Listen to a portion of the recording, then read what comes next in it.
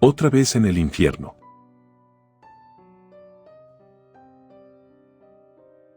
Mi nombre es Andrea, actualmente tengo 32 años, y cuando sucedió lo que les voy a contar tenía 22. En ese entonces estaba a punto de salir de la carrera de enfermería y estaba muy emocionada por ver dónde podía hacer mis prácticas profesionales. Mi madre me ayudó a buscar en los hospitales de la ciudad, dejé mi solicitud en varios institutos y esperé que me llamaran.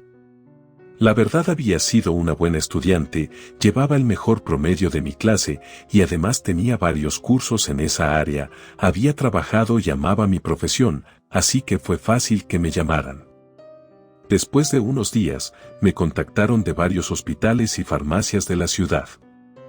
Pero el que más me emocionó fue el del que decían era el mejor, el Centro de Salud de Sagrado Corazón. Es el hospital más famoso de mi estado. En ese entonces, llevaba más de 40 años funcionando, y mi papá, quien era amante del terror, decía que había escuchado que ahí se esconden espíritus de muchos de los pacientes que lamentablemente fallecieron en dolorosas y tristes situaciones. Por ser el más grande y prestigioso, muchos jóvenes egresados en el área de la salud e incluso profesionales con muchos años de experiencia han buscado pertenecer a este lugar. Yo me sentía soñada al saber que me habían considerado, pero esa sensación no duró mucho. Pues me enteré que también habían llamado a una de mis compañeras de la carrera. Me decepcioné, porque sinceramente Julia era la más floja de mi salón, no hacía tareas y se volaba las clases. Una de mis amigas me contó que Julia era sobrina de uno de los doctores de esa clínica y que por eso le habían dado preferencia. Lo cual me molestó demasiado, ya que muchos nos esforzamos por llegar hasta ahí, y ella solo con una palanca lo logró. Comenzamos las prácticas un día lunes del mes de enero, en el turno nocturno. Y en mi rostro se podía ver la alegría de poder trabajar ahí, aunque sea por unos meses. Julia me saludó al verme y comenzó a hacerme la plática, me dijo que se alegraba de no estar ahí sola y le dije que yo igual, aunque en el fondo sabía que era algo injusto. Algo bueno fue que a mí me pusieron a trabajar con las demás enfermeras de piso. En quirófano, estar con ellas y auxiliarlas en lo que necesitaran, y el único deber de Julia era supervisar y aprender de las enfermeras locales solo lo básico. La primera noche que estuvimos ahí, sucedieron muchas cosas que hicieron que ya no me dieran ganas de volver a la siguiente. A pesar de que era algo muy importante para mí estar ahí. Nos dieron un recorrido por el hospital y nos presentaron a las otras enfermeras y a un doctor llamado Jorge, que era el único que trabajaba esa noche.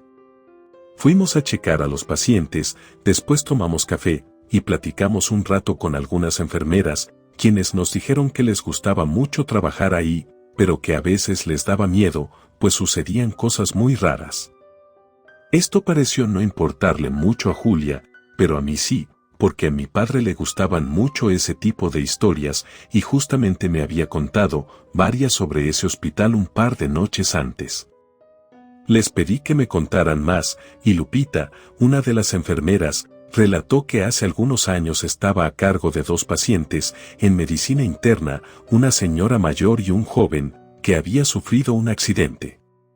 Era de noche y fue a revisar que estuvieran estables, en eso anotó todos sus signos, y cuando todo estaba bien se fue a dormir a una cama vacía, de esa área, pues llevaba más de 24 horas de guardia y estaba muy cansada.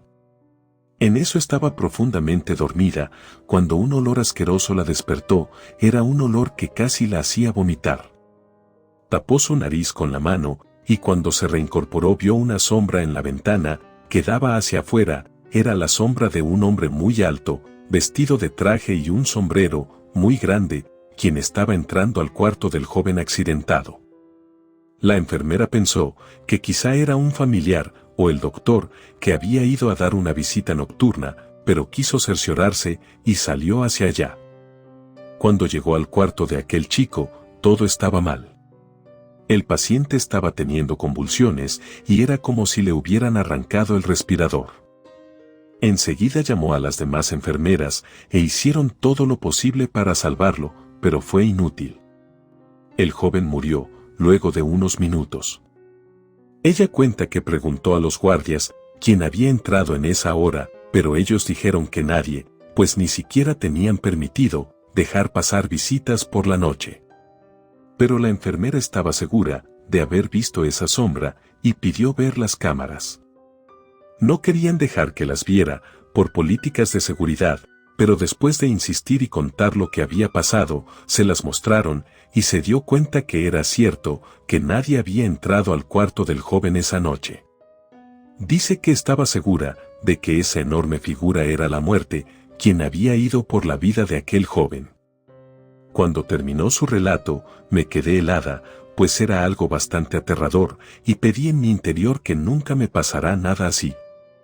Luego Claudia, otra enfermera, nos contó que una noche tuvo que subir por unas cosas al último piso, donde se encuentra la bodega, y que al final del pasillo vio algo moverse, pero por la luz tenue, no estaba segura de lo que era. Poco a poco se fue acercando, y se dio cuenta de que era una niña pequeña jugando con una muñeca, lo cual le extrañó bastante, pues en esa ocasión en el hospital no había niños, y no era posible que la niña estuviera sola sin supervisión. De repente las luces comenzaron a parpadear, y la enfermera comenzó a sentir mucho frío y un miedo irracional. Comenzó a caminar hacia atrás lentamente, y la niña se levantó y le mostró su sonrisa, la cual no parecía de una inocente niña, sino de algo malvado. La enfermera bajó rápidamente las escaleras, y al llegar al primer piso, le contó al doctor en turno lo que había pasado, y él le dijo que varias enfermeras le habían dicho que habían visto a una niña con las mismas características en diferentes áreas del hospital. La verdad, a mí me empezó a dar mucho miedo, pero no dije nada. Después de ese momento de descanso, todos estuvimos ocupados un rato en una cirugía y dejamos a Julia sola en la oficina del último piso. Cuando terminó la operación e íbamos caminando por el pasillo, todo estaba muy tranquilo. Hasta que de repente, el silencio fue roto por alguien que parecía estarse quejando, como si estuviera teniendo un dolor muy fuerte. Inmediatamente, vimos a Julia salir de la oficina y dirigirse a la habitación que estaba al final del pasillo, de donde venía ese terrible sonido. Apenas estaba girando la perilla, cuando una de las enfermeras, que iba en el pasillo con nosotros, corrió a donde estaba Julia. En eso la agarró de la muñeca, impidiendo que abriera la puerta. Le dijo a la chica que nadie podía pasar esa habitación, que ahí a veces se escuchaban los quejidos de un hombre, y cuando alguien entraba, en realidad no había nadie. Vi en Julia una expresión de duda y asombro, pues no entendía bien qué había pasado, y yo tampoco.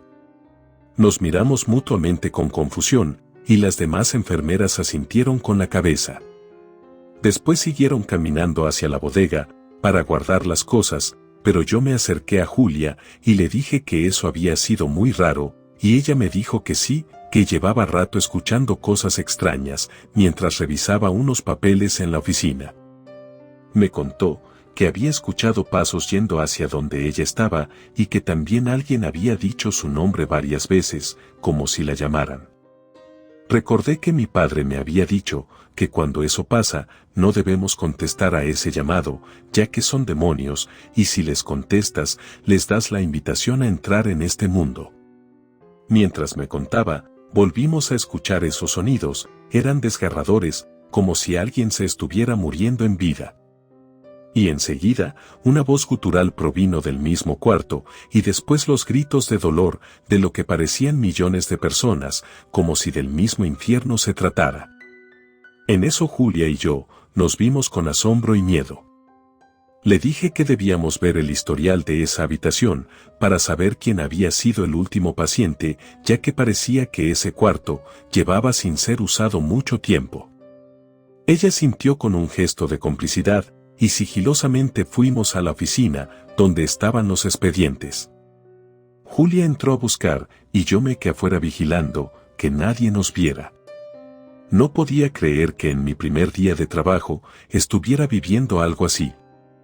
Después de 5 minutos más o menos, mi compañera salió con los papeles del último paciente de ese cuarto. Fuimos hacia la bodega para que nadie nos viera y abrimos el sobre. El paciente se llamaba Nicolás Hernández y había nacido en el año 71, no tenía ninguna dirección y por lo que decía ahí, llevaba más de un año en el hospital. Estaba diagnosticado con una enfermedad mental, algo que se me hizo raro, ya que ese tipo de pacientes normalmente están en un centro de salud mental. Los síntomas que presentó cuando llegó fueron hipotermia, daño en el sistema nervioso central, y por extraño que parezca, también llegó con quemaduras de segundo y tercer grado. Mi compañera y yo estábamos confundidas y seguimos leyendo, pero una de las enfermeras nos sorprendió con el expediente y nos preguntó por qué lo teníamos. Le dijimos que era simple curiosidad, pero que enseguida lo devolveríamos. Ella nos dijo que estaba bien, que no le iba a decir a nadie, y que entendía lo que estaban sintiendo, porque cuando ella había llegado ahí, la primera vez se sentía igual, y que no estaba segura si esa sensación se había ido, pues todas las noches iba a trabajar con miedo. Así que nos contó qué pasaba realmente ahí. Dijo que una de las enfermeras, que llevaba mucho trabajando ahí, le platicó que unos 15 años antes por la noche, los paramédicos habían llegado con el paciente visiblemente grave, ya que unas personas habían reportado verlo tirado en la calle lleno de quemaduras, completamente desnudo. El hombre estaba muy mal, pero más en el aspecto psicológico, pues cuando reaccionó, comenzó a lanzar todo lo que tenía alrededor, y a gritar con diferentes voces muy gruesas. Lloraba y gritaba que no quería volver al infierno, que se estaba quemando y que por favor no lo dejaran solo, pero unos minutos después, unos sonidos espantosos salían de su boca, como si fuera de otro mundo. Lo sedaron, lo metieron a la habitación, curaron sus quemaduras y lo cuidaron, pero a pesar de eso, sus comportamientos extraños seguían. Cuando preguntaron a los paramédicos por los familiares, ellos dijeron que el hombre era un indigente y que unas personas habían pagado el servicio, pero que se habían ido. Nadie sabía quién era ese hombre, pero poco después un infarto lo llevó a la muerte y desde ese entonces en ese cuarto se escuchan cosas muy raras y aunque han intentado internar pacientes ahí, es imposible por el olor fétido y los gritos que se escuchan por la noche. A veces las enfermeras nuevas, al escuchar los gritos de ayuda o de dolor, quieren ir a ver qué pasa, pero cuando entran salen temblando y sudando frío como si estuvieran gravemente enfermas, y es por eso que no se permite el paso a esa habitación. Dicen que aquel hombre estuvo en el infierno y que de alguna manera logró escapar, pero que el diablo no lo perdona y se lo llevó de nuevo. Julia y yo nos petrificamos al escuchar eso. La verdad, sentí como el miedo invadía mi cuerpo y le agradecí a la enfermera por contarnos aquella historia. Después de eso, nunca volvimos a hacer caso a los gritos de auxilio de aquel hombre y aunque al principio Julia no me caía muy bien, después nos convertimos en grandes amigas. Terminamos nuestras prácticas y no volvimos al hospital jamás. Todo quedó en el pasado, aunque a veces tengo pesadillas en donde escucho al hombre pidiendo ayuda.